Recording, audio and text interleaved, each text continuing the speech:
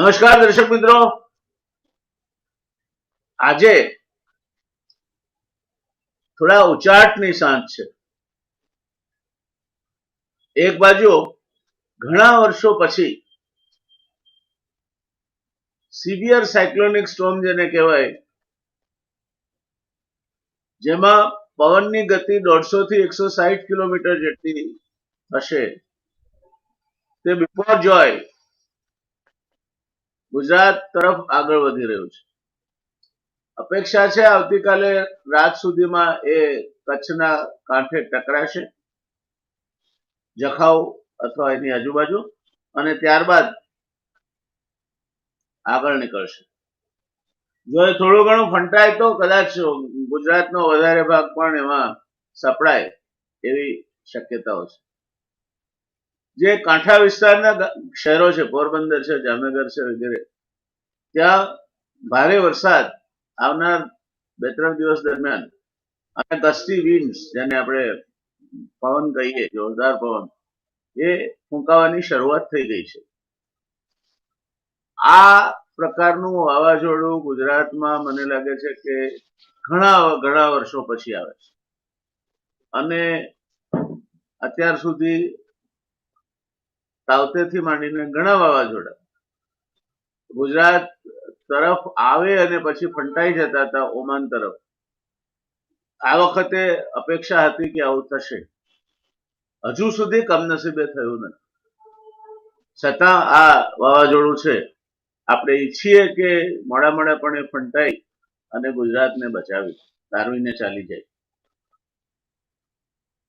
એ ઉચાટ સાથે, કારણ કે જે ગતિથી પવન ફૂંકાવાનો છે, મેં જોયું છે અગાઉ કંડલાનું વાવાઝોડું, જ્યાં મોટા મોટા વીજળીના જે ટાવર્સ છે, ટ્રાન્સમિશન ટાવર્સ, એને રીતસર આપણે ઝાડની ડાળી વાળીએ તેમ વાળી નાખ્યા. બહુ મોટો વિનાશ થયો હતો, તારાજી થઈ હતી, નુકસાન થયું. આજે કદાચ તે જ પરિસ્થિતિ ફરી એકવાર સર્જાય તો નકારવાનું નહીં હોય. રાજ્ય સરકારે પોતાના પક્ષે જે કંઈ કરી શકાય તે તૈયારી રાખી છે, એ સંતોષની વાત છે. એનડીઆરએફની ટીમો ઉતારી છે અને સક્રિયતાથી આ વાવાઝોડાને ભેટવા અને પ્રજાના જાનમાલનું રક્ષણ કરવા માટે આ ટીમો તૈનાત કરવામાં આવી છે. ત્યારે નાગરિક ધર્મ તરીકે આપણે રાજ્ય સરકારની જે કંઈ સૂચનાઓ હોય, રાજ્ય સરકારના વહીવટીતંત્ર તરફથી જે કંઈ સૂચનાઓ આપવામાં આવે, તે સૂચનાનો અક્ષરશઃ અમલ કરીએ. આપણી જરાક જેટલી ગફલતના કારણે ક્યાંક જાનમાલનું નુકસાન થાય એવી પરિસ્થિતિનું નિર્માણ થઈ શકે છે. બાળકોને ખાસ જાળવીએ. આમ તો આજનો વિષય પણ બાળક અંગેનો છે, પણ આપણે અત્યારે આ ગુજરાતની પરિસ્થિતિ અંગેની વાત કરીએ છીએ. બાળકોને જાળવીએ. જ્યાં વહીવટીતંત્ર કે ત્યાં કોઈ પણ પ્રકારના શંકા વગર, કોઈ પણ પ્રકારના એના સામે અવરોધ વગર આપણે જઈએ. બધી જ વ્યવસ્થા સરકાર કરવાની છે અને જાનથી મોંઘું બીજું કશું નથી. એટલે આ સરકારી તંત્ર તમારા માટે, એનડીઆરએફના જે જવાનો છે, એ લોકો, વહીવટી તંત્ર, એ બધા તમારા માટે પોતાની જાતે જોખમ લઈ અને ત્યાં જોખમવાળા વિસ્તારોમાં પહોંચી ગયા છે. ત્યારે એ દેવદૂતો છે જે ઘણી બધી જિંદગીઓ બચાવવાના છે. આપણે એમને પૂરો સહકાર આપીએ, એમને જે કંઈ સૂચના આપે તેનો અમલ કરીએ અને પોતાની સલામતી કેમ જળવાય તે અંગે એમના માર્ગદર્શન પ્રમાણે ચાલીએ તો મને લાગે છે સૌથી મોટો સહકાર રાજ્ય સરકારની આખા આયામમાં આપણે આપ્યો છે એમ કહી શકાય છે. આપણે એટલું કરીએ. आइए આજના વિષય पर. दर्शक मित्रों, आपके साथ बातें होती रही है. रश्मि जी आपके लिए नई नहीं है. सूरत स्थित काउंसलिंग का काम बहुत भली भांति निभा भी रही है और बहुत कम समय में इन्होंने इस क्षेत्र में अपना पैर जमाया है, उतना ही नहीं अपने लिए नाम भी कमाया है। ये एक ऐसा विषय है जो सबको साध्य नहीं होता, उसके लिए साधना करनी पड़ती है, और साधना से भी ज्यादा समझदारी जरूरी है। तो जितना काउंसलर जितना अनुभवी होता है, जितने ज्यादा किस्से उनके सामने आते हैं, और उसमें से जो भी वो सूचन करे उसके मुताबिक कई शुभ परिणाम आते हैं, तो उनकी भी हिम्मत बढ़ती है, उनका भी हौसला बढ़ता है, और हमारा भी। एक चीज जैसे मैंने ये बिफोर जॉय के लिए कही, वो हम किसी भी चीज को टेकन फॉर ग्रांटेड ना करें। अरे इसमें क्या है, मेरे वहाँ 4 बच्चे हैं, हमें क्या बच्चे ठीक से उनकी तैनात में रहने का या उनको बड़े करने का कोई अनुभव है? नहीं है अनुभव। ना अनुभव है आपको, आप जो कर रहे हैं बालू से वो काबिले तारीफ है। मगर एक बात समझिए कि जो बात हमें खुद को नहीं दिखाई देती वो यहाँ होती है, नाक के नीचे, और उसके लिए कोई चाहिए आपको। और हर बच्चे के लिए चाहे वो नहीं चाहिए, मगर एकाध बच्चे के लिए ये चीज जरूरी बनती है, और तब इस तरह के ज्यादा विश्वास में रहना आपके और आपके बच्चे के लिए नुकसानदेह साबित हो सकता है। तो ये न करें। काउंसलिंग ये कोई स्टिग्मा, यानी कि कोई अपने पे कोई दाग नहीं है। काउंसलिंग हर एक को जरूरत होती है।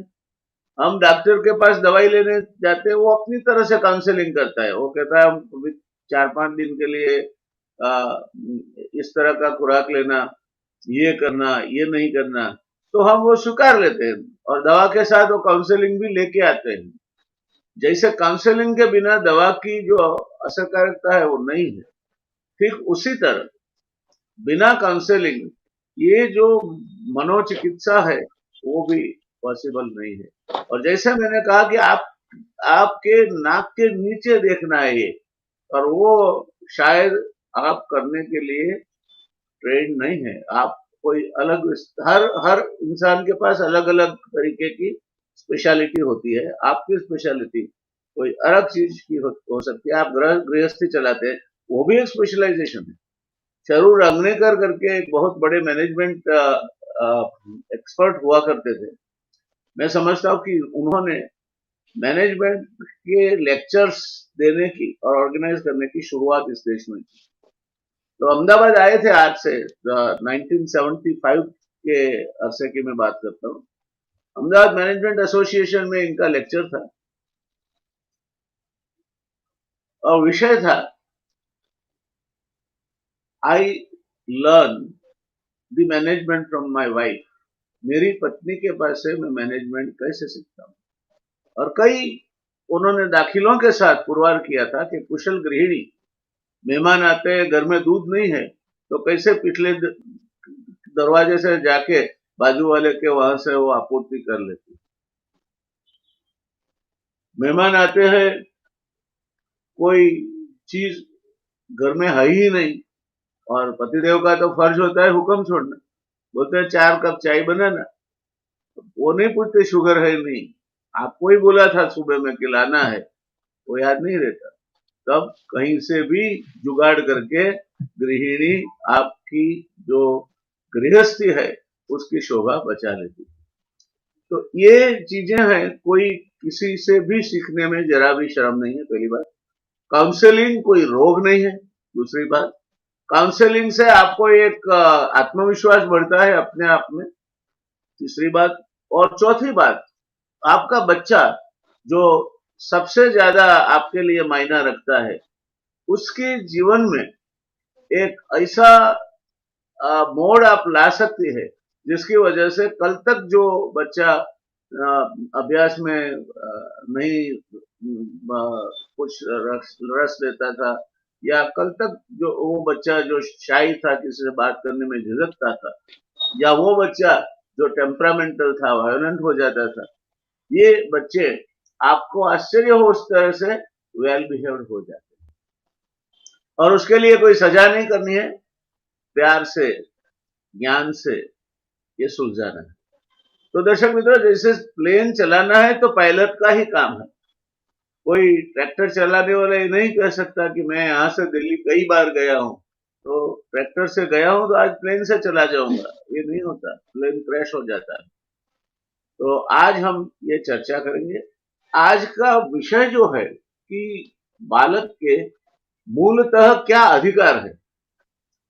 रश्मि जी से मेरी चर्चा हुई, उन्होंने बताया था कि 4 अधिकार है बालक के।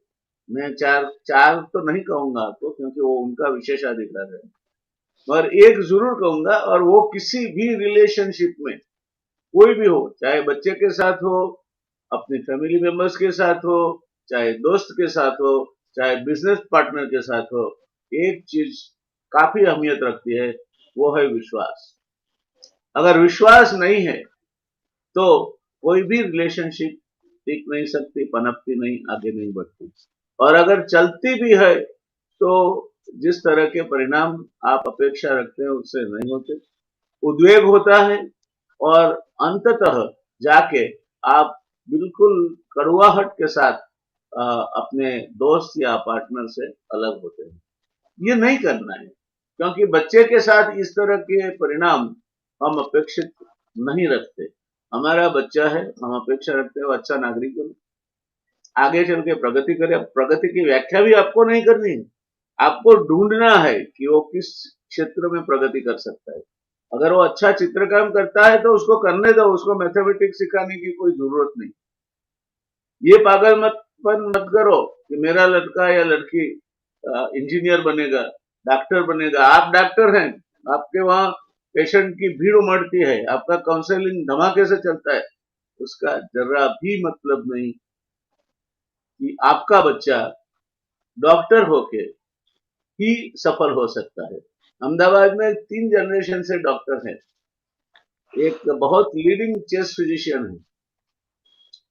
एलर्जी ट्रीटमेंट के बारे में इनकी कोई जोड़ नहीं।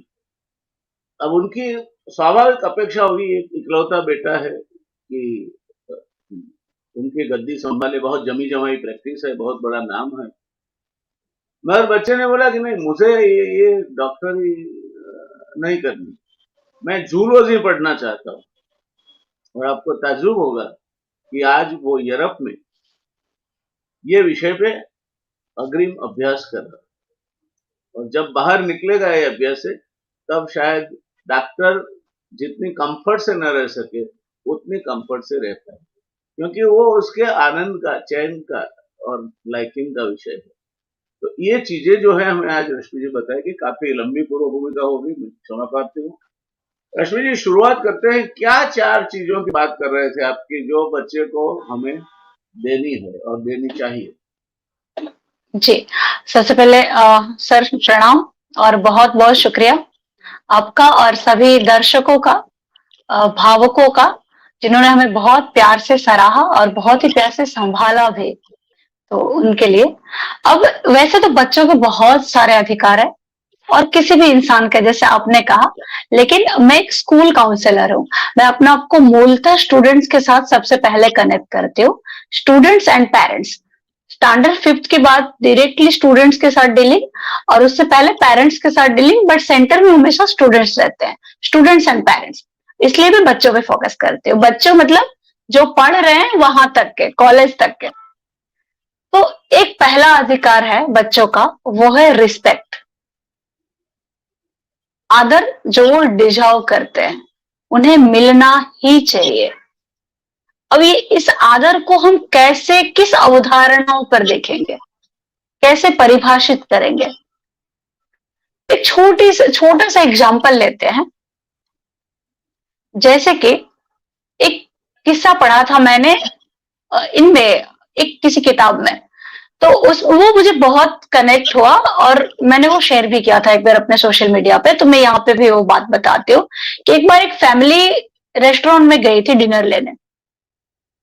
तो जब वेटरेस आई तो उन्होंने सबसे, जो आए ऑर्डर लेने के लिए, उन्होंने सबसे ऑर्डर लिया, और फिर उस बच्चा जो 5-6 साल का था उससे भी पूछा कि आपको क्या चाहिए।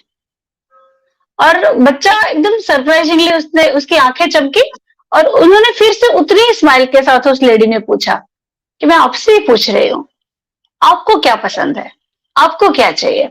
और उसे जो जो पसंद था, French fries, pastry, what ever, उसने वो लिखाया। फैमिली में से पापा ने, उसके फादर ने, उसके मदर ने उन फीमेल को जो ऑर्डर ले रहे थे उसे कहा कि अरे आप उससे क्यों बोल रहे हो, तो बच्चा है। एंड शी सेड कि एक्सक्यूज मी, जस्ट 1 मिनट। और फिर से इसे पूछा कि हाँ मैं आपको ही सुन रही हूँ, आपको क्या चाहिए? और उस बच्चे ने बड़े इत्मीनान से अपना ऑर्डर जो उसे पसंद था उसने लिखाया। जब सारे ऑर्डर आए तो इस बच्चे के भी ऑर्डर आए टेबल पर, और इसने बड़े मजे के साथ डिनर कंप्लीट किया। पूरा जब कंप्लीट हुआ तो इस बच्चे ने अपने पेरेंट्स को कहा, आपको पता है इन्हें पता ही नहीं है कि मैं बच्चा हूं। What an observation. एग्जैक्टली। अब ये बच्चा, ये कितना बड़ा चांटा है पेरेंट्स के लिए।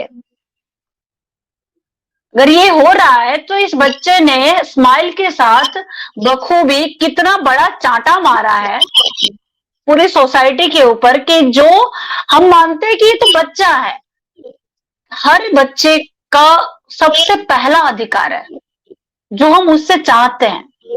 हम हमेशा चाहते हैं कि बच्चे दूसरे की इज्जत करें, लेकिन जो चॉकलेट हमारे पास है नहीं, वो तो हम किसी को नहीं दे सकते। जो इज्जत हमने बच्चे को कभी दी ही नहीं, वो दूसरे को कैसे देगा? तो सबसे पहली चीज प्यार, और ये सारी चीजें हम लाते हैं, पर इन सब के बेज में सर, किसी भी संबंध के बेज में पहले आदर है। आदर से एक दूसरे के साथ विश्वास कनेक्ट होता है। प्यार हो ना हो, ट्रस्ट होना चाहिए। नॉट नेसेसरी कि दुनिया में हर किसी से हमें प्यार है, लेकिन संस्कृत जैसे कहता है कि सज्जन वो है कि जो अगर बोल भी दे तो उसपे कागज की जरूरत नहीं है, शिला लिखितम अक्षरम, ऐसा संस्कृत सुभाषित कहता है। और एक वो व्यक्ति है कि जो आपको स्टैम्प पेपर पर दे दे, लेकिन वो जले लिखितम अक्षरम, वो पानी पे लिखावट की हुई है, ऐसा एक प्रोसेस है, कभी भी बह जाएगा। और अगर पलट ही जाने वाला बंदा हो तो आप क्या ही कर लेंगे कागज लेके? आपको विश्वास चाहिए था, आपको प्रोसेस लड़ झगड़ कर नहीं चाहिए था। जो रिस्पेक्ट बच्चे डिजर्व करते हैं, इसके मेरा मतलब ये भी है कि चीजें उससे मिल रही है वो इनफ नहीं है, किस ढंग से मिल रही है वो बहुत ज्यादा मायने रखता है। अगर मुझे आपके साथ कोई लगाव है, आपने मुझे कुछ कहा, मैंने आपको सामने से ही कहा कि हाँ अच्छा लगाने के लिए कि सर आपको ये पसंद है, आप पे बड़ा सूट करता है, तो मुझे लगता है कि मैं आपको ये गिफ्ट करूं। तो आपको मैंने इतना कन्विंस करके कहा कि आपको लगा कि हाँ भाई, जब रश्मि ये चीज दे ही रही है तो मैं इसमें क्यों दूसरी और फिर दिमाग लगाऊं। तारीख पे तारीख चलती गई, अब आप इरिटेट हो गए, होते गए, अब आपको बुरा लगने लगा कि भाई ये मुझे घुमा क्यों रही है, मैंने तो इससे मांगा नहीं था। फिर एक पॉइंट ऐसा आता है कि आप पोते के लिए बता दो देना है कि नहीं देना, और फिर मैं भड़क के आपको कहती हूँ कि भाई रोज रोज क्यों मांग रहे हो, and you are feeling bad, आपको बुरा लग रहा है कि इसने, मैंने तो इसे मांगा ही नहीं था।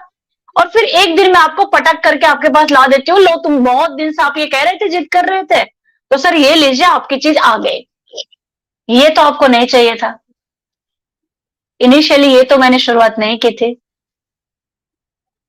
ये जो उस चीज के साथ जो कनेक्शन था, जो रिस्पेक्ट थी, जो अपनापन था, जो कंसर्न था, वो सब उड़ चुका। अब चीज सामने पड़ी है, उसमें कोई जूस नहीं रहा, कोई रस नहीं रहा, फूल का सुगंध नहीं रहा उसमें, तब तो प्लास्टिक के हम वैसे भी ले लेते।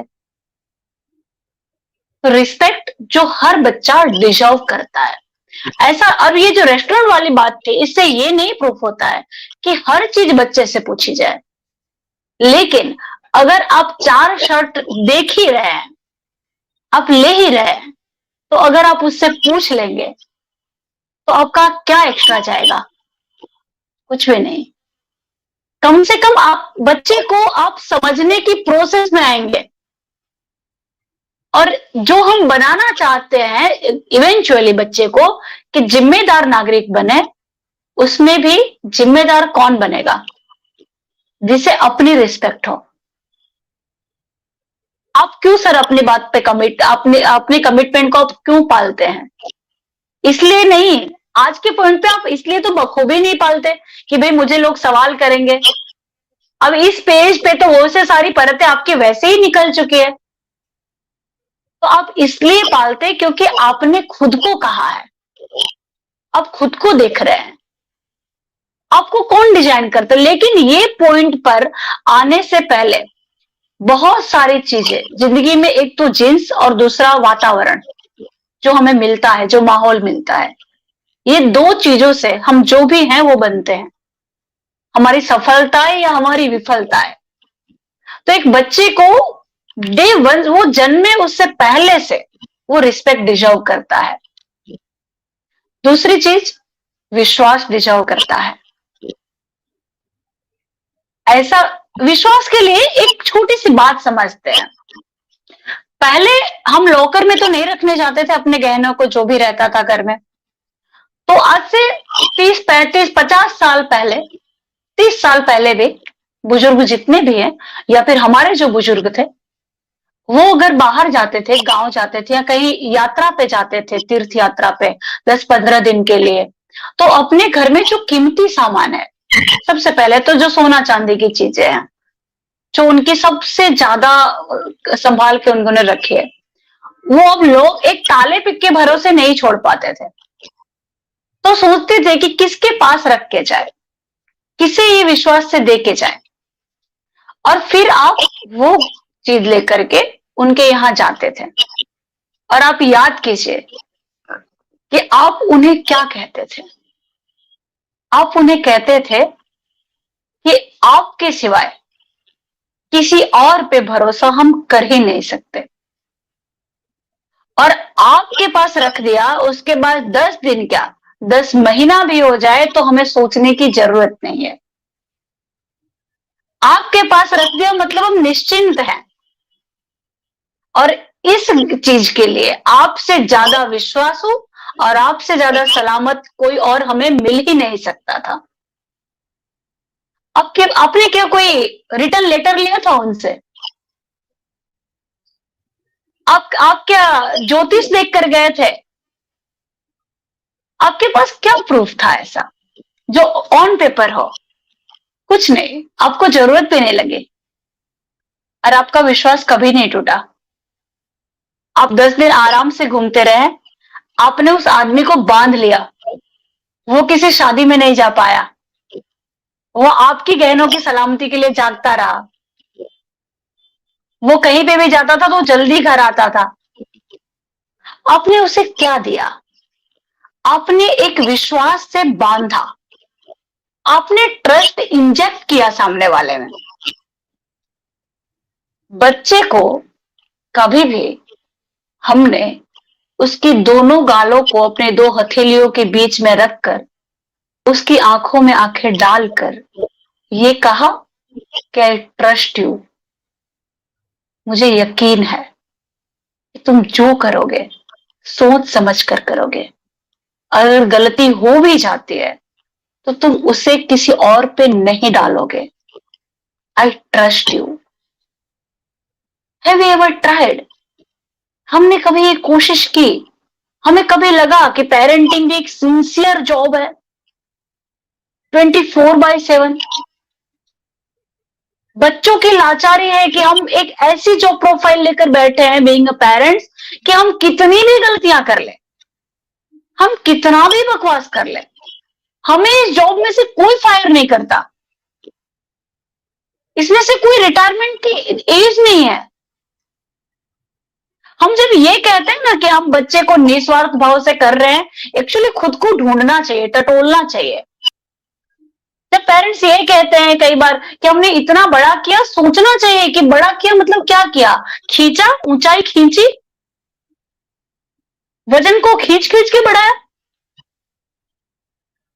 हाइट आपने दी, बाल आपने दिए, आंखें आपने दी, कैसे दी? आप कुछ भी नहीं करते तो भी बच्चे बड़े हो जाते, शायद बड़े होते रहे, खाना मिलता रहा, पुस्तकें मिलती रही, फीस भरती रही, बड़े हुए मोबाइल मिलता रहा, क्या अंदर कुछ गया? एक बार ये भी सोचना चाहिए कि हमारे पास भीतर है, शायद हम तो भीतर से भाग नहीं रहे हैं, कहीं हमारी दौड़ हमसे तो अलग नहीं कर रही है हमें। किसी बच्चे को सीधा ये कह देना कि तुम झूठ मत बोलो, ये सरासर अन्याय है। हमने जज कर लिया उसे कि वो गलत ही बोल रहा है, वो झूठ ही बोलता होगा। हमने उसे जब भी पूछा सच सच बताना, इसका मतलब क्या हुआ कि हमें डाउट है उस पर कि वो झूठ बोल सकता है। हमने ऑलरेडी बता दिया कि हमें तुम पे यकीन तो नहीं है, पर फिर भी हम कोशिश कर रहे हैं। अब इस बच्चे को जो जिसे हम दे ही रहे हैं अंदर से ये, उस बच्चे की विफलताओं में किसकी जिम्मेदारी ज्यादा होगी? बच्चे की या हमारी? और फिर हम ये एक्सपेक्ट करते हैं कि जैसे जैसे बड़ा हो रहा है, बड़ों के सामने बड़ी जबान चला रहा है। तीसरा अधिकार जो हर बच्चे का है, मूलभूत है, उसे मिलना ही चाहिए। अगर हम नहीं दे पा रहे हैं तो बच्चे लाने से पहले हमें पेरेंटिंग के बारे में सोचना चाहिए। सिर्फ वो हमारे मनोरंजन का साधन नहीं है, वो हमारा शोपीस नहीं है। कोई गेस्ट आया तो बोल दिया कि गेस्ट आएंगे तो देखना तुम उनके सामने ऐसे ऐसे बैठना, ऐसा नहीं होता। वो क्यों बैठे वैसे वैसे? उसे खुद जैसे समझ आती जाएगी वो खुद करता जाएगा। और जब तक वो बच्चा है तो उसका बचपना जिंदा रहना चाहिए। हमारी चीजों के लिए कि गेस्ट के घर हम जाते हैं, अब बहुत सारे पेरेंट्स ऐसे मिलते हैं, बेचारे, बेचारे शब्द में इसलिए कह रही हूँ क्योंकि दया आती है उनपे। उस वक्त ऐसा लगता है कि ये रिलैक्स हो जाए पहले। वो कहते हैं कि हम कहीं जाते ही नहीं है बच्चे की वजह से, 4 साल का 3 साल का बच्चा। तो उनसे पूछा कि मतलब क्यों नहीं जाते हो, अब क्यों नहीं जा पाते? हमें लगा कि जॉब अवर्स और ये सब और बच्चे के साथ मस्ती करने में उन्हें टाइम नहीं मिलता होगा। बट जब उन्होंने ये रीजन बताया तो आप चौंक जाएंगे। उन्होंने कहा कि हम इसलिए नहीं जाते क्योंकि ये कहीं पे भी शांति से नहीं बैठता। तो क्या करते हैं?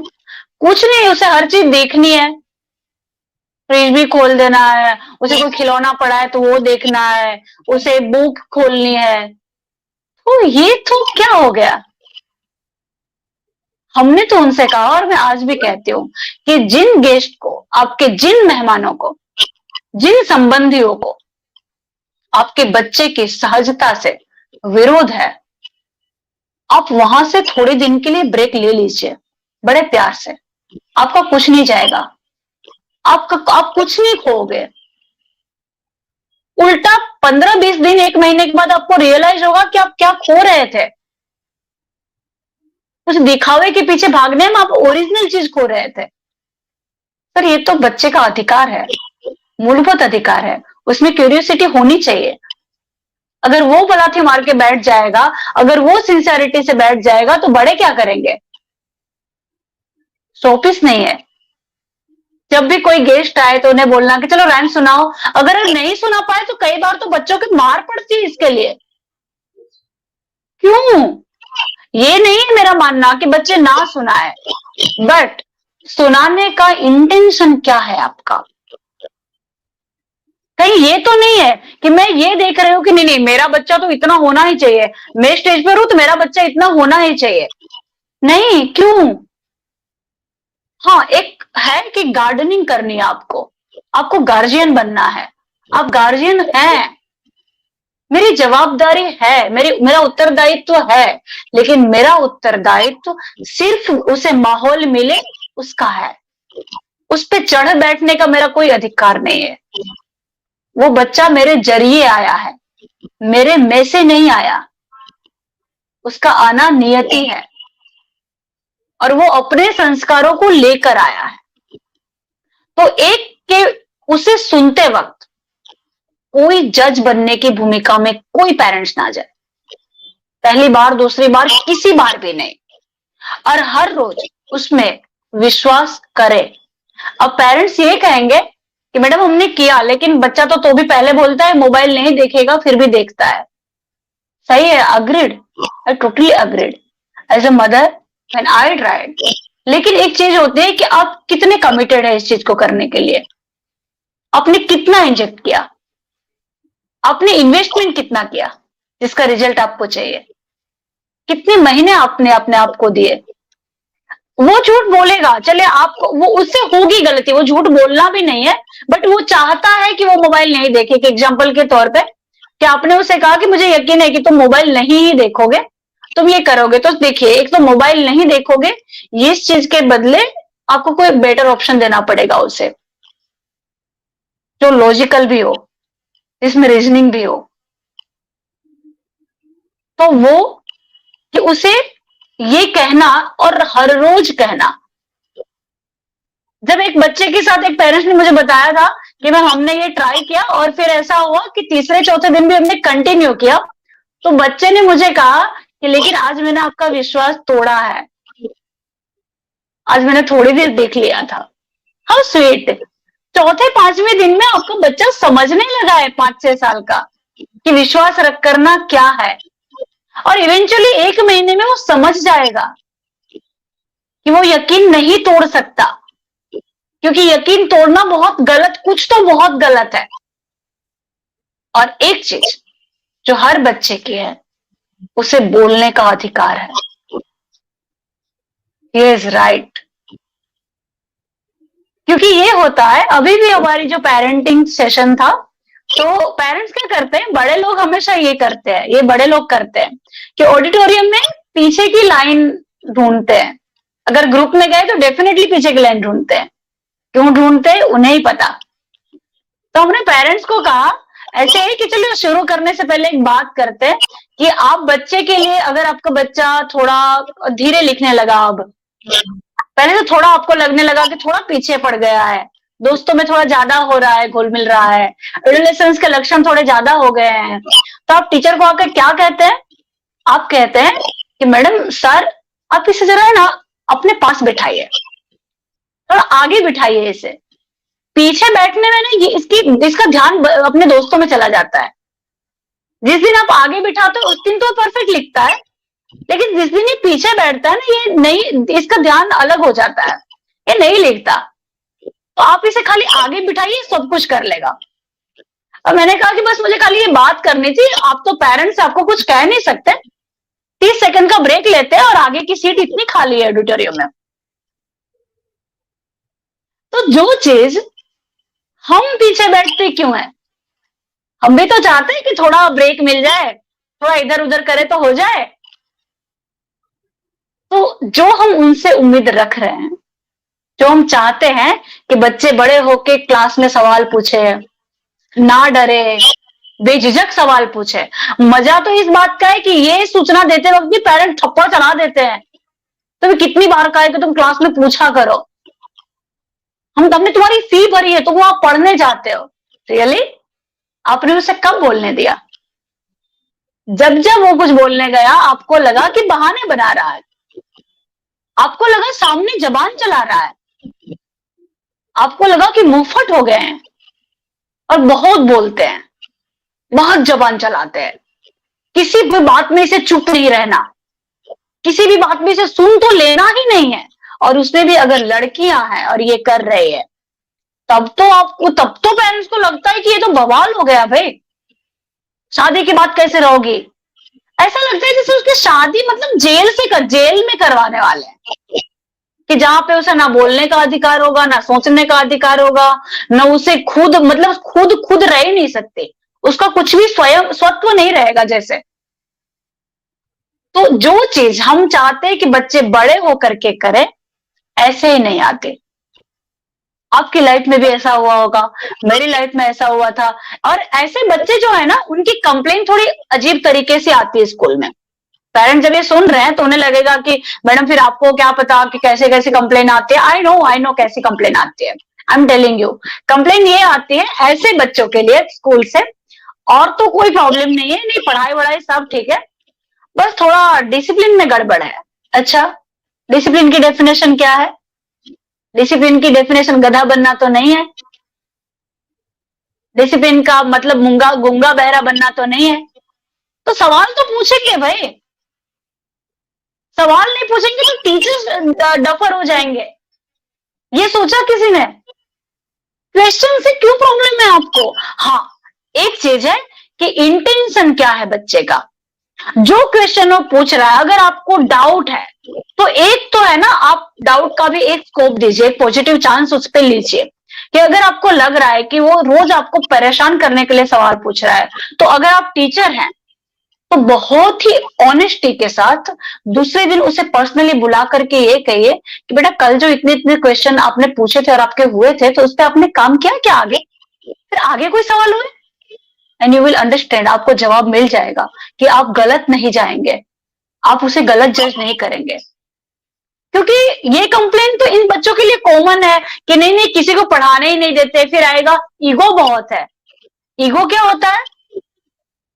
ईगो क्या ये होता है दो वैसे? तीन शब्द जो है ना, ये अभी कॉमन हो गए। ईगो है, एटीट्यूड है, हाँ, एटीट्यूड है। और ये अपने आप को कुछ समझता है।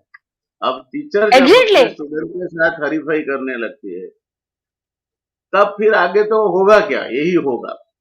आपका करेक्ट। काम है, आपने बहुत रश्मि जी ठीक शब्द प्रयोग किया। दो जाने अनजाने शब्द साथ में आ गए। एक था गार्जियन और दूसरा था गार्डनर। वैसे तो दोनों का मीनिंग जो अगर लेने जाए शब्दकोश से तो अलग अलग है। गार्डियन का मीनिंग अलग है, इसका अर्थ अलग होता है। जो किसी को ख्याल रख के उसकी देखभाल करता है और सही से उसको जीने में मदद करता है। और गार्डनर पेड़ पौधे उगाता है। मगर दोनों एक काम करते हैं। गार्डनर को देखो तो वो पेड़, ये पौधा लगाएगा, पहले तो जानता है कौन से सीजन में कौन सा पौधा लगता है, कौन से सीजन में कौन सा पौधा काटा जाता है, कौन सी और कब किसी पौधे को प्रून करना चाहिए। अच्छा, आपका अगर पौधा फ्रूट ट्री है तो ज्यादा ब्रांचेज रही तो फ्रूट की क्वालिटी अच्छी नहीं होगी, ये भी ये समझता है। योग्य खाद देना, पानी देना, ये भी ये जानता है। आप यही काम कर रहे हो एक बच्चे के ऊपर, जो गार्डनर करता है। कभी प्रून भी करते हो, कभी उसको जरा कहीं ना कहीं जरूरत पड़ी तो आप कड़े शब्दों में कहते भी हो, और खाद भी देते हो, पोषण मिले, अच्छी तरह बच्चे की बढ़ोतरी हो। आप उसे अच्छे कपड़े पहनाते हैं, कंधी मार के बाल संवारते हैं, तो उसी तरह आप इसका प्रूनिंग भी करते हो। तो ये जो काम माली का है, वही काम माँ बाप का भी है। माँ बाप अगर एक अच्छे माली बन सकते हैं तो उनके संसार में जो पौधा लगा है, वो पौधा न सिर्फ वटवृक्ष बनेगा, मगर कई औरों के लिए भी वो प्रेरणा का स्रोत बनेगा, कई औरों को भी अपनी घटा में वो आश्रय देगा। हम अगर ये करते हैं तो मैं मानता हूं कि बच्चे के साथ सही बात है। मगर आपकी श्रद्धा कितनी है, आपके बच्चों में आपकी श्रद्धा कितनी है? तो वहां बात आती है, जब ये ऑनलाइन वर्चुअल शुरू हुआ, तब कई बच्चे ऐसे थे कि जो ऑन करते थे और फिर म्यूट करके जो भी करना है अपना काम करते रहते थे। अच्छा, माँ देखती थी, उसको भी पता था कि ये इसकी शरारत चल रही है। अगर वो आपने उसको धमकाया तो भी सही नहीं है, और उसकी शरारत चलने दी तो भी सही नहीं। आपको सही तरीके से, जैसे एक प्लेन को उसका पायलट नेविगेट करता है, और कभी हवा ज्यादा है, कभी कम है, कभी एयर पॉकेट आता है, तो हमें आगाह करता है कि अपनी कुर्सी की पेटी बांध लीजिए, आगे जरा वेदर खराब है, तो ऊपर नीचे हो सकता है प्लेन। यही काम आपको अपने बच्चे के लिए करना है। और एक बात आपने बहुत अच्छी कही, बोलने नहीं देते। कई पेरेंट्स तो इतने जल्लाद होते हैं कि भूल से भी बच्चा वो कोई गेस्ट आए और बात करते हैं उससे बीच में तुझे बोला था, पूछा था किसी अभी अभी बहुत देर है यहाँ, कितनी देर, और उनके पास ही सब ज्ञान का खजाना है, बच्चा कुछ भी नहीं समझता मगर वो बोलने नहीं देंगे। और कई घर में एक और डिसिप्लिन मैंने देखी है, जैसे ही फादर घर से बाहर से ऑफिस से या अपने धंधे से वापस आए, ड्राइंग रूम में बच्चे खेलते हैं, सब बंद हो जाते हैं और सब बिल्कुल चुपचाप हो जाते हैं। जैसे राष्ट्रगीत के समय पे हम कैसे एकदम अटेंशन में आ जाते हैं, तो कई जो पेरेंट्स है खास करके बाप, वो राष्ट्रगीत जैसे हैं। वो आएंगे घर में तो सब हर्ष हर्ष टोन में बात करेंगे, किसी की आवाज नहीं सुना देगी, बच्चे खेल रहे तो खेल बंद हो जाएगा। अब यही बाप जब निवृत्त होता है तब बच्चा भी यही करता है, वो भी उसके साथ बात नहीं करता क्योंकि आपने ही बीज बोए हैं, अब उग रहे हैं। तो ये सब चीजें हैं, हमें बच्चे के लिए नहीं करनी है। हमारा भी बुढ़ापा सुधरे, हमारा भी परिवार आगे बढ़े, हमारे परिवार में भी एक संगतता रहे, ये जरूरी है। इसलिए हमारा स्वार्थ है हम करते हैं। ये मत समझे कोई कि हम बच्चे को ट्रेन कर रहे हैं, कितना समय दे रहे हैं बच्चे के पीछे, और बच्चा देखो मैं थक जाती हूँ, ये बच्चा तो आराम भी नहीं करने देता। अरे थक क्यों जाती हो, अपना बच्चा है। जैसे एक लड़की का एग्जाम्पल है, आपने सुना होगा शायद, कि लोग एक यात्रा धाम में ऊपर जा रहे थे, ये जो स्टेप्स है चढ़ के, तो वो लड़की ने अपना छोटा भाई भी अपने कंधे पे बिठाया था। तो बाजू में किसी बहन चलती थी, उसने बोला बेटा तुझे बोझ नहीं लगता, मुझे अगर इतना डिफिकल्ट है तो तू ये बच्चे को कंधे पे बिठा के ऊपर चढ़ रही है। तो बहुत अच्छा जवाब दिया उसने। उसने बोला कि देखो अम्मा, ये बोझ नहीं है, ये मेरा भाई है। तो बोझ को जब आप बोझ समझो तब बोझ है। आप इस तरह की डिसिप्लिन घर में क्यों डालते हो कि जो बोझ समझी जाए। 8 से 10वीं टेलीविजन देखने का, 10:30 को सो ही जाने का, हाँ रेगुलेशन जरूरी है, बिना किसी भी तरह के कंट्रोल जीवन नहीं चल सकता, उसमें भी शिस्त जरूरी है। मगर आहिस्ता आहिस्ता उसे समझाओ, let him be the participant. और आखिरी बात आपने जो कही कि 4 शर्ट लेते हैं, अरे घर में गाड़ी लानी है तो बच्चों को पूछो तो सही क्या देते थे उसको आप। बोले चल यार आज अपने घर नई गाड़ी लाने की है, देख ले, तुझे ठीक लगे वो बता दे। तो बच्चा जमीन से 5 फीट ऊपर चलेगा कि मेरे घर में नई गाड़ी मेरे पापा ने मुझे पूछ के ली, वो गाड़ी की एक्स्ट्रा दरकार करेगा और सुबह में भी बड़े चाव से साफ भी करेगा क्योंकि वो गाड़ी उसके पापा ने उसको पूछ के लिए दी है। शर्ट वो पहनेगा क्योंकि जो भी उसके लिए माँ खरीद के लाई या बहन खरीद के लाई, उसको पूछा था देखिए 4 शर्ट है और भी है, तेरी पसंद क्या है, हमें तो ये 4 अच्छे लगते हैं। 99% बच्चा आपकी पसंद में, 75% तो उसकी पसंद आ जाती है। अगर एक आध शर्ट उसने बोला कि इसकी जगह वो शर्ट ले ले, तो ले दो आप। उसमें फिर अपना जो ज्ञान है कि कौन सा शर्ट तुझे अच्छा लगेगा, ये क्या होगा, वो मत झांको। उस बच्चे को आनंद से पहनना है तो आप ले लो, और जब पहने तब आप उसको हो सकता है तो कहो ये अच्छा लगता है, तेरी पसंद भी आजकल बहुत काफी अच्छी होने लगी है।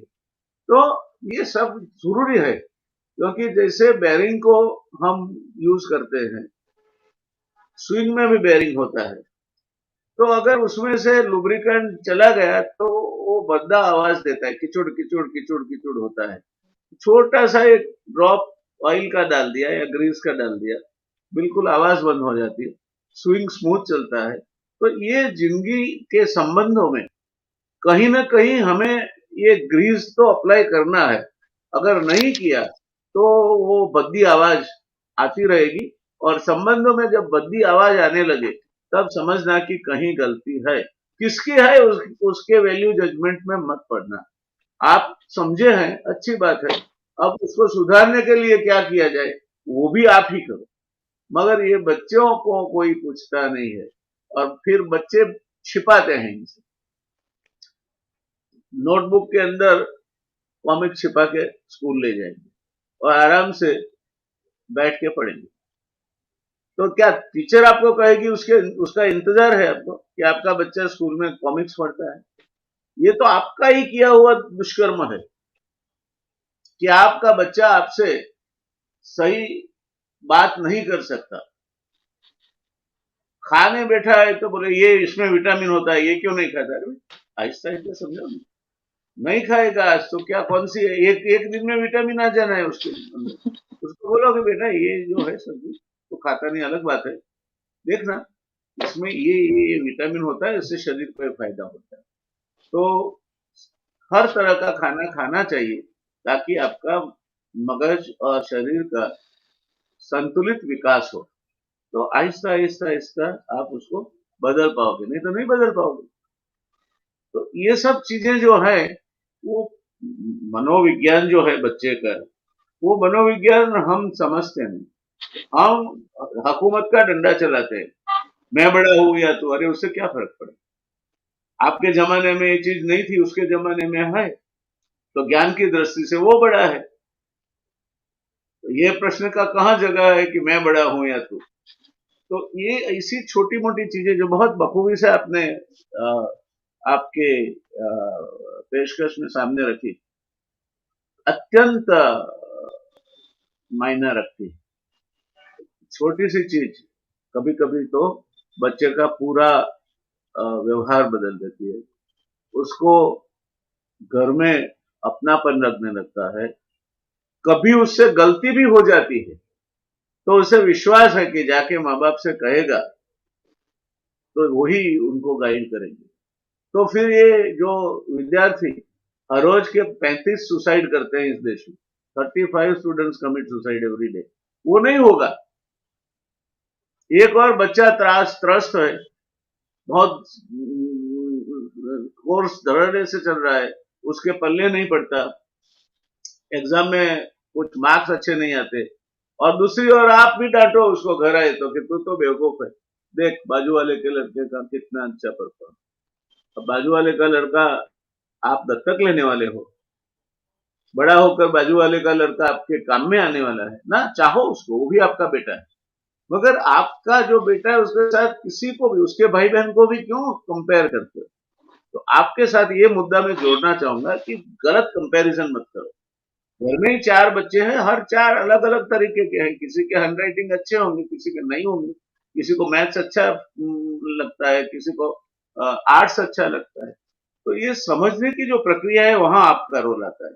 और चूंकि आज के जो पेरेंट्स है उन्हें 18 तरह की आधी व्याधि उपाधि लगी रहती है, क्योंकि शहरों में रहते हैं, माइक्रो फैमिली है, वर्किंग पेरेंट्स है, तो इस तरह काउंसलिंग करते हैं। मैं मानता हूं कि अगर उसका सही उपाय सही तरह से उपयोग किया जाए तो एक आशीर्वाद है, और आगे चल के बच्चे को शायद डिस्टिंक्शन फर्स्ट आने से जो फायदा नहीं मिलेगा, वो सही मायने में उसको खाद पानी प्रूनिंग वगैरह हुआ होगा तो मिले। तो ये काउंसलिंग जरूरी इसलिए है, पहला कि अभी खाली शौक के खातिर नहीं, कंपल्सरीली हस्बैंड वाइफ दोनों को काम करना पड़ता है, शहर में खास करके, नहीं तो they will not be able to meet both ends meet, दोनों चोर इकट्ठे नहीं होते, और उनके पास इसी वजह से उनकी खुद की भी व्यथाएं हैं, समय का भी अभाव है।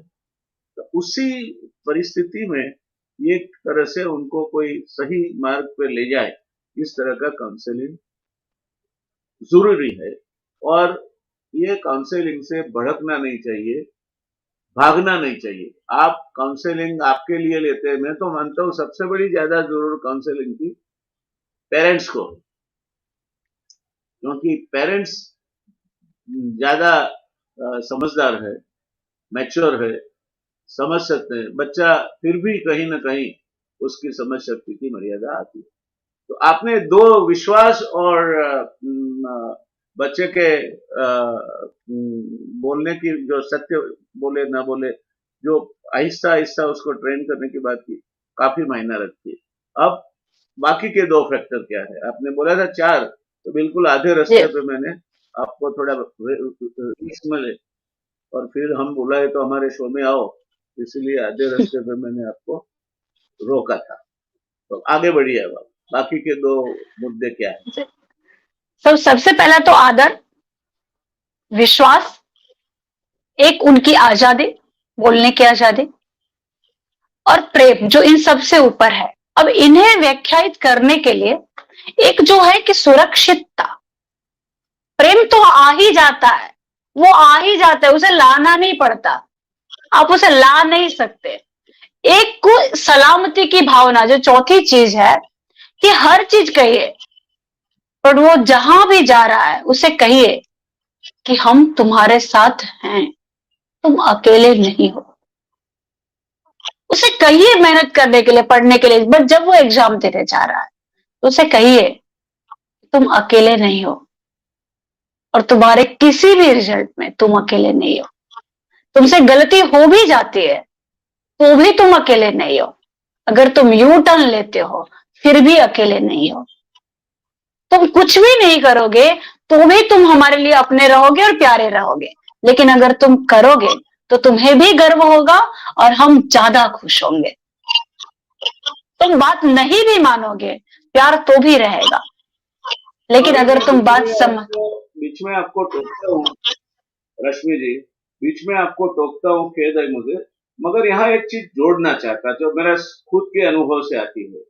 मैं नेशनल पब्लिक स्कूल की एग्जामिनेशन में 8वीं कक्षा में, बम्बई एग्जाम होती थी उस जमाने में, एक राउंड पास किया, दूसरे में फेल हुआ। तो स्वाभाविक है, आज तक कभी एग्जाम में हम फेल नहीं हुए थे, जिसमें भी हम एग्जाम देते 1 नंबर ले आते थे, तो हमारे ऊपर तो जैसे आकाश टूट पड़ा। तब मेरी माँ ने मुझे मेरे पास बैठ के सिर पसवारते हुए बोला था कि देख बेटा, घोड़े पे चढ़ता है वो गिरता भी है, घोड़े पे चढ़ना वो हैसियत है, गिरना वो पॉसिबिलिटी है। एक दफा गिरेगा, दूसरी दफा तू ही अच्छा घुड़सवार बनेगा। तो ये पास और फेल से हम आपको जज नहीं करते। अब कितनी उस समय में कितनी हिम्मत और कितनी फोरसाइट मेरी माँ में रही होगी। यस सर, कितनी मैच्योरिटी थी। है। और यस यस, मैंने नहीं सोचा कि मैं फेल हो गई तो क्या होगा। करेक्ट, बिल्कुल सही है सर, बिल्कुल सही है। तो सर जो ये आ गया है ना कि इनमें मैच्योरिटी नहीं है, पेरेंट्स कहते हैं बड़े तो हो गए, समझदारी नहीं है। टीचर्स भी कहते हैं जो बच्चे बोल रहे हैं मतलब ऐसा नहीं कि बड़बड़ कर रहे हैं, ऐसा नहीं कि मैथ्स का पीरियड चालू है गाना गाने लगे बॉलीवुड का, ऐसा नहीं करते हैं, उनकी बात नहीं कर रहे हैं हम। लेकिन जो क्वेश्चन कर रहे हैं, जो हमने पहले बात की थी, वैसे बच्चों के लिए एक कॉमन, एक पूरा ये है, कंप्लेन का लिस्ट है कि पढ़ाई में कोई दिक्कत नहीं है, रिजल्ट में भी कोई दिक्कत नहीं है। हाँ, वैसे लीडरशिप भी है, और फिर अंदर उनका आता है कि वो मतलब ईगो बहुत है, हर चीज में जल्दबाजी है, उसे ही ले लेना है, एटीट्यूड है, थोड़ा ठहरते नहीं है, अकड़पन है। नहीं, कॉन्फिडेंट को अगर आप एटीट्यूड कर रहे हैं तो एटीट्यूड पॉजिटिव है, और वही अगर झुक करके बोल रहा है, नीचे नजर करके, तो आप कहेंगे कॉन्फिडेंस ही नहीं है। तो क्लियर कर लीजिए, कंफ्यूज मत कीजिए बच्चे को, और किसी टीचर को भी ये जज करने का कोई हक नहीं है, क्योंकि हमें जो नौकरी मिल गई है, जरूरी नहीं है कि हम इसके लिए बहुत डिजर्विंग इंसान है, नॉट नेसेसरी। क्योंकि हमें बेटर जो कहा जाता है, ये कंपैरिजन में कहा जाता है। हमारे आसपास के माहौल में इट्स जस्ट लाइक कि अगर आपका 65% में आप फर्स्ट आए और कोई 95% में अपने क्लास में फर्स्ट आया, तो फर्स्ट आना इंपॉर्टेंट नहीं है।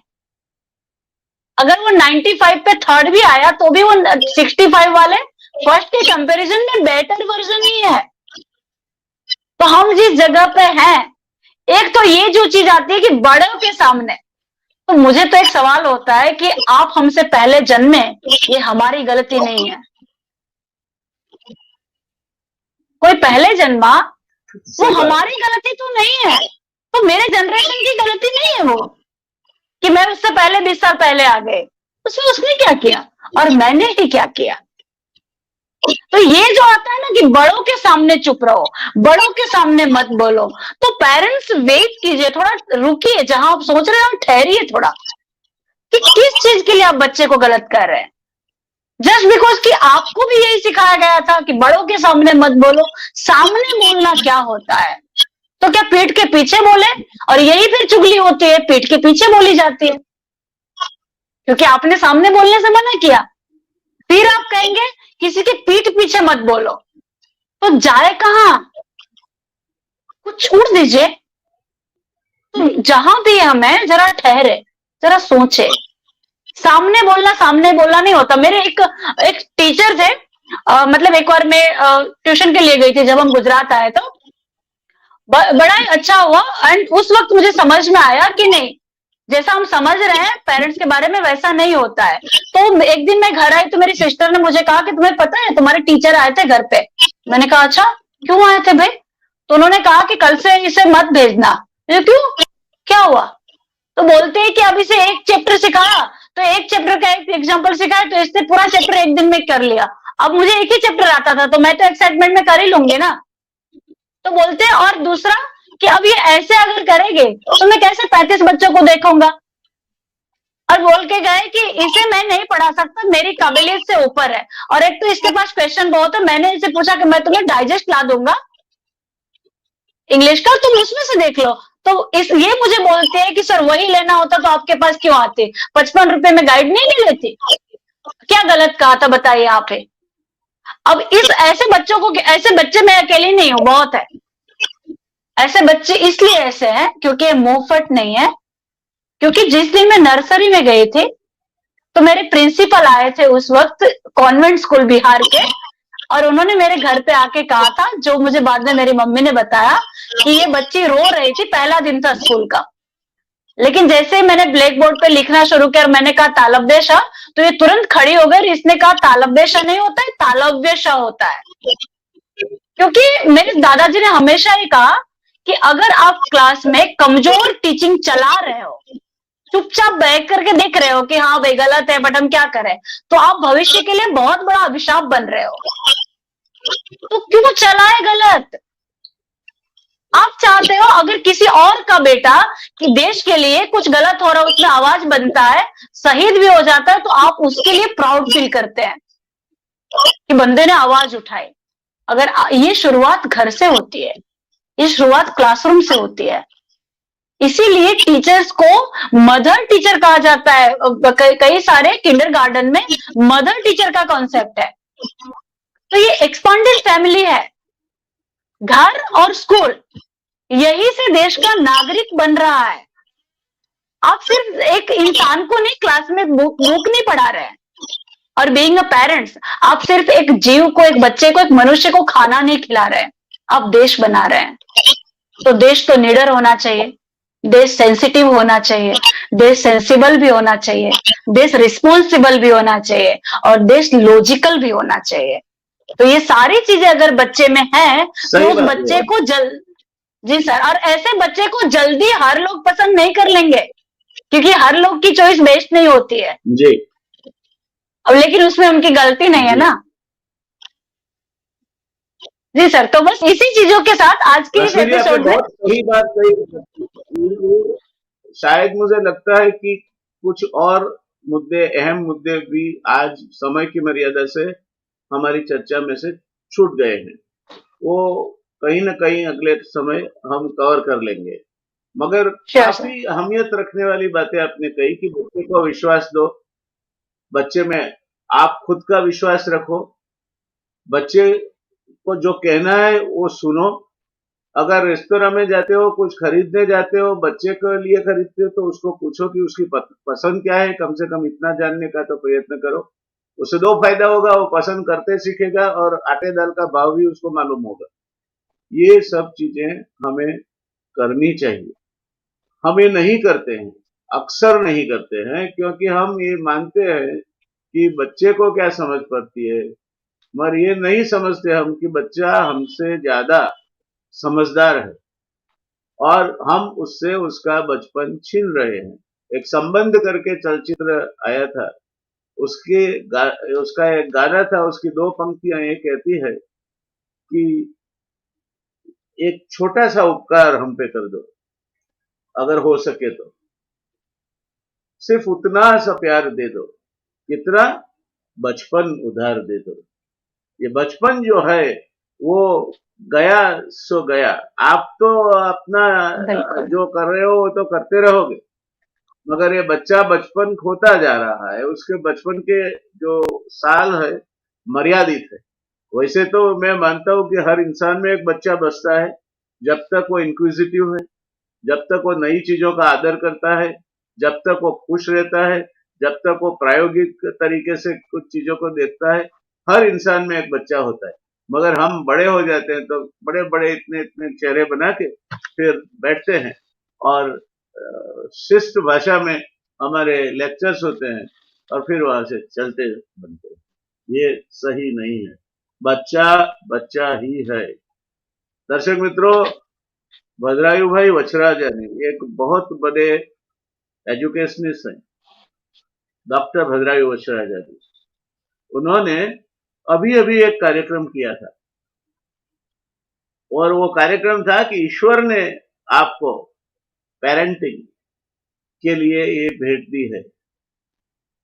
मैंने भद्रायु भाई से भी बात कही है, हम बुलाएंगे इनको भी, मजा आएगा, बहुत अच्छी बात करते हैं वो। बहुत। Yes yes. तो बच्चा है, बच्चे से सीखो, बच्चे से सीखने में कुछ बुरा नहीं है। बच्चे से खेलो, बच्चे से खेलने से आप बच्चे नहीं हो जाते। मैं जब स्कूल में था, around 10th standard 11th standard, तब क्रिकेट के मेरे शौक में मेरे फादर भी जुड़ते थे। वो बॉलिंग करे और उनके सामने मैंने बैटिंग भी की है। फादर कभी ये नहीं कहते कि अभी क्या ये करता है, तो मुझे कहाँ इसमें घसीटता है, मैं रिटायर्ड आदमी हूँ। नहीं, वो एक शौक से जीते थे। शौक से जियो, जिंदगी आपकी है। अगर आप अपनी जिंदगी को जब तक शौक से नहीं जीते हो, और कोई आपको वो तरीका नहीं सिखा सकता। तो आज रश्मि जी ने काफी अच्छी बातें की हैं। अगर हो सके फिर से एक बार इसको सुन लेना, क्योंकि जैसे ही कार्यक्रम खत्म होगा आपके पास लिंक पहुंच जाएगी। आप तो सुनना, आपके जो चाहते हैं, दोस्त है, जो आपके संबंधी वगैरह है, आपके बच्चे के जो दोस्त हैं, उनके पेरेंट्स है, उनको ये लिंक भेजना। ये एक बहुत बड़ा परमार्थ का काम होगा। हम काफी मेहनत करते हैं इस तरह के कार्यक्रम आपके सामने लाने के लिए, इस तरह के जो एक्सपर्ट्स हैं उनको आपके सामने लाने के लिए। और ये मेहनत तब ही मैं मानूंगा कि सच निकली या फलीभूत हुई, जब इसका काफी देर दूर तक इसका प्रतिध्वनि पड़ता रहे। तो आप देखो, लोगों को दिखाओ। इसमें से कोई भी प्रश्न है तो प्रश्न भी आप मुझे ईमेल से भेज सकते हो, और ईमेल से आपका भेजा हुआ प्रश्न मैं आपको वादा करता हूं हम रश्मि जी को भेजेंगे, उनसे जवाब लेंगे कि इसका मतलब क्या होता है, और हम आपको वो जवाब देंगे। तो आपको कोई कोई सवाल है तो सवाल पूछने के लिए भी मैं आपको आह्वान करता हूं। आप जरूर पूछें। आप ये लिंक जितनी ज्यादा हो सके शेयर करें। आपके सर्कल में से जितने ज्यादा लोग हमारे ये परिवार, ये ज्ञान पिपासा परिवार है, उसमें जुड़ सके, जोड़ने का प्रयत्न करें। और कुल मिला के हर शाम 9 से 10 हम ये ज्ञान से जुड़ी बातों से अपना समय व्यतीत करें। आशा करता हूं आप भी इसमें सहकार देंगे। मुझे एक तरह से संतोष है कि बहुत कम समय में, मैंने जब शुरू किया तो मुझे लगता था कि एक छोटी सी यूट्यूब कहाँ तक जाएगी, हम बड़े तो है ही नहीं, हमारे पास वो टीवी जर्नलिस्ट भी नहीं है, क्या होगा। मगर आज मुझे आपको बताते हुए गर्व होता है कि गत 3 महीने में 4,000 से ज्यादा रजिस्ट्रेशन बढ़े हैं। वाह, हम धड़ल्ले से 13,000 का अंक शायद 1 महीने में पार कर लेंगे और उसके बाद उससे जल्दी पार कर लेंगे। आगे बढ़ते रहेंगे जब तक आपकी दुआ रही, आपका प्यार रहा, दुलार रहा। तो धन्यवाद दर्शक मित्रों, धन्यवाद रश्मि जी, आपने अपना समय निकाला थैंक यू और सर, थैंक यू हमारे सर। दर्शक मित्रों को बहुत अच्छी बात बहुत सरलता से कही, बहुत उदाहरणों के साथ कही। सो धन्यवाद, मिलेंगे। आपका जी इसमें सर, जो जो चीजें बाकी रहती है उसको लेके हम अगली बार फिर ये चर्चा को अंजाम देंगे। तो धन्यवाद, श्योर, शुभ रात्रि। गुड